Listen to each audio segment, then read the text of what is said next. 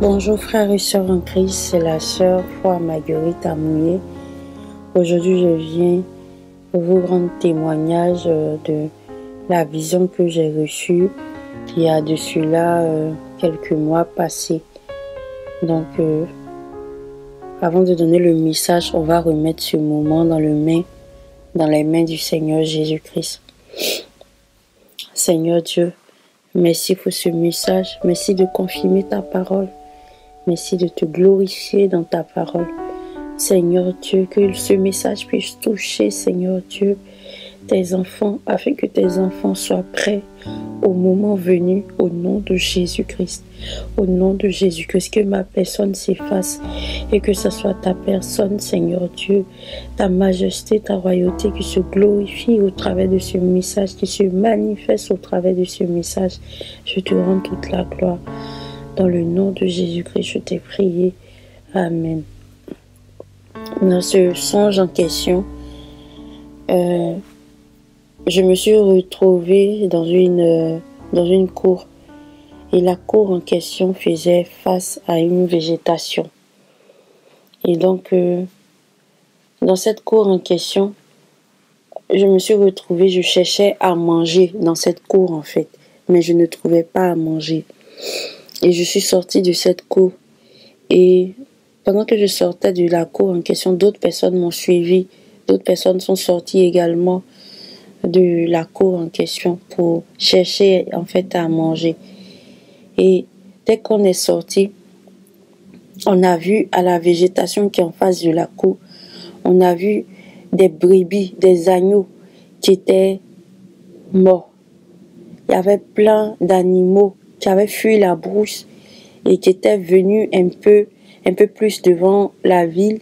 Eux tous, ils étaient morts. Et je voyais comme ça une autre brebis, c'est-à-dire un agneau. Il était en train de manger un autre agneau. Il était en train de le manger et il y a une personne à côté de moi qui disait que mais cette viande-là, ça nous est destiné. Nous-mêmes, on ne gagne pas la nourriture pour manger. Et puis, entre eux-mêmes, les animaux, ils sont en train de se manger entre eux. Mais la scène était horrible. La scène était horrible. Et puis, je me suis réveillée. Donc, pour accompagner ce songe, on va aller dans Genèse. Genèse... un instant. Genèse 40. Non, plutôt Genèse 41, verset 1 à 4. Donc je vais lire. Au bout de 2 ans, Pharaon eut un songe. Voici, il se tenait près du fleuve du moins. Et voici 7 vaches belles à voir et grasses de chair montaient hors du fleuve et se mit à paître dans la prairie. 7 autres vaches laides à voir et maigres de chair montaient derrière elles, hors du fleuve, et se mit à leur côté sur le bord du fleuve. Les vaches laides à voir et maigres de chair mangèrent les 7 vaches belles à voir et grasses de chair. Et Pharaon se réveilla. Donc j'ai pris la Genèse pour essayer d'étayer en fait ce songe.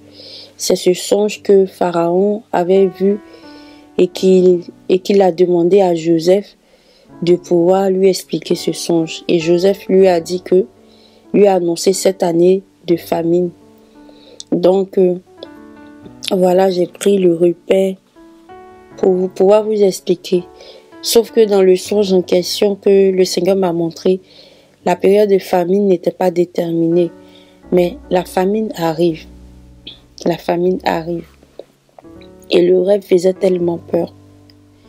Donc c'était pour confirmer également ce que les frères et sœurs avaient déjà vu dans le songe. Et aussi, le Seigneur m'a mis à cœur aussi de vous dire, le Seigneur m'a mis à cœur par le Saint-Esprit que quand la famine va arriver, les gens vont s'entretuer pour de la nourriture. Oui, Les gens vont s'entretuer pour de la nourriture. Et aussi, l'argent ne va même pas, l'argent ne va pas être valable même pour pouvoir acheter la nourriture. L'argent n'aura plus de valeur.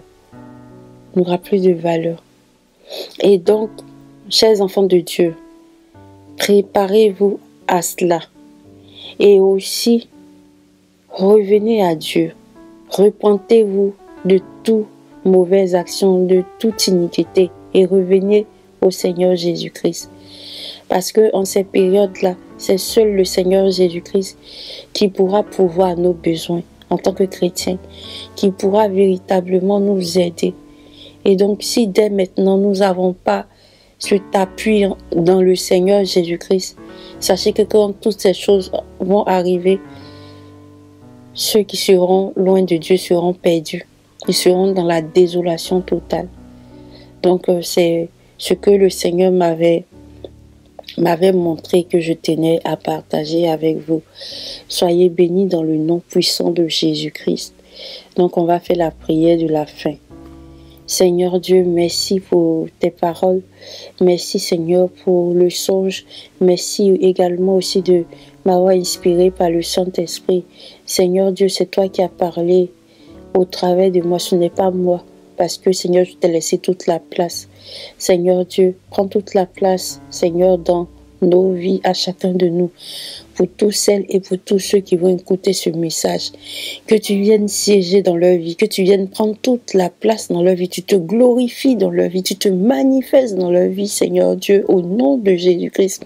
Oh Seigneur Dieu, tu fasses de telle sorte que, Seigneur Dieu, leur relation puisse de plus en plus s'approfondir avec toi au nom de Jésus-Christ. Et pour tous ceux, Seigneur, qui sont éloignés de toi, les ramener à toi, les ramener dans ta maison au nom de Jésus-Christ, parce que c'est près de toi, Seigneur Dieu, qu'il y a la véritable sécurité, la véritable paix, la véritable, Seigneur Dieu, vie dans le nom de Jésus-Christ que je t'ai prié.